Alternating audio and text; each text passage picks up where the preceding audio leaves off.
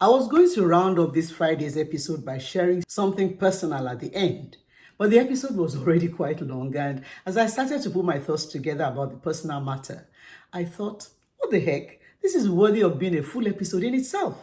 Yeah, 40 years is a big deal, so here we go. Sunday, May 31st is my and General's 40th wedding anniversary. Yay! Congratulations to both of us, our 6 but soon to become 8 children, and our beautiful grandchildren.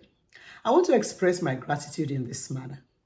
First and foremost, I'm grateful to God for accepting this life that wasn't worth much when I offered to give it to Him at His request. I thank Him for transforming me from ordinary and average to what I'm evidently becoming today.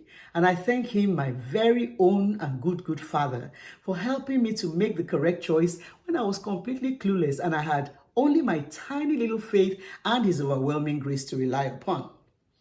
Secondly, I want to thank my husband, Pastor General Henry, fondly called Double General by his close associates. And that's for being a retired Major General in the Nigerian Army and a General in the Kingdom Armed Forces.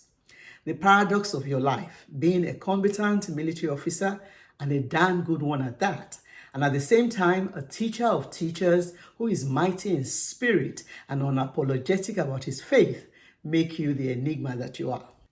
Thank you for choosing me to spend your life with. Both of us had several different options when we first met. So I'm grateful to God and also to you for making sure that we were able to sift through what could have been good and acceptable alternatives so we could locate the perfect. Thank you for being actively present every day of this process thus far, because there are still many more years to come and more ground to conquer. Thank you for never letting me know what it looks like to lack support. I know that I've had a good life. Challenging? Yes. And good? Definitely.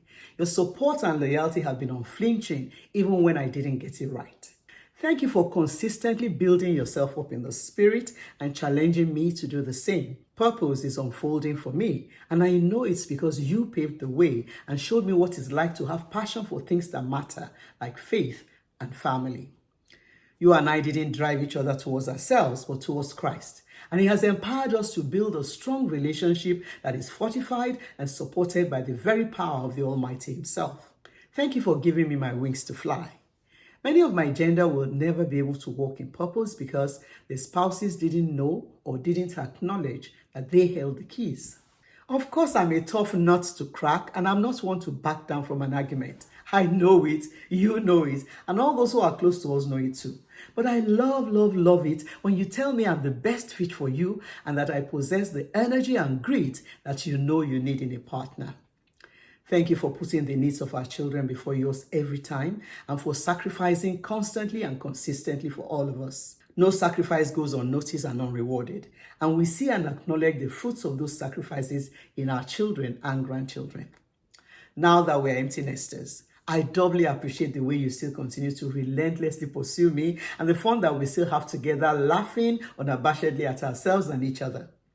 We're not only husband and wife and dad and mom to our kids, but we are also brother and sister, best friends, and partners in ministry. There's no marriage in heaven, I know, but if there was, you would have been my only choice all over again. I love you. Thirdly, I want to appreciate our children who are now our blessings from God with no sorrow attached. Thank you for making us look good, actually better than we truly are. You all have consistently exceeded our expectations, and we're very proud of the adults you have become. We're impressed also and glad by how you're raising our grandchildren, so thank you. We appreciate you for making our sacrifices worth it all, and thank you because, just like the Word of God says, you have now become blessings to us. Like I said before, our family is still growing as we expect our 2 beautiful daughters that we've already received and settled by faith to join the family soon. And while talking about our children, I want to acknowledge and appreciate the children that we didn't birth physically, but are still ours today. My niece, who is also my daughter, and my grandchildren by her. I'm so proud of you and the opportunity to make a little contribution to raising you. Thank you, the Kayode Ojo and Kanos families, for entrusting your precious seeds to us. All our children by birth and by love have impacted our lives in no small way. Special appreciation and recognition for our birth families. Both our parents were at our wedding 40 years ago, but all four are now on the other side of eternity. Thank you for the job well done, especially as we are learning today that a lot of the future is determined by history. Your legacies are still speaking. And gratitude to God for all our siblings, those who are here and those on the other side. Nobody gets to choose their family, so we thank God for making great choices for us. Deep appreciation to our church families spread across different continents, states, and cities. The Foursquare, the Shepherd's Flock, the Parliament, and especially our beloved Porch family. Thank you for being our strong support and allowing God to use you to shape us into what we're becoming. Gratitude to all those we have counseled in preparation for marriage, those we have mentored, those we have become friends and partners with, those we have had different categories of relationships with, and those we are still mentoring today. Knowing that we are accountable to God for you and the demand that we lay good examples for you to follow has helped us to make godly choices. Thank God for all of you, our friends, too numerous to list one by one. Childhood friends, high school friends, college friends, neighborhood friends, professional friends and colleagues, business associates, customers, employers and employees, those who became our friends because our spouses are your friends and long-time acquaintances, and for all our followers and subscribers on the different social media platforms where we have a presence. We're also grateful for our enemies because they have kept us on our toes and because there is a purpose for everything God passes us through.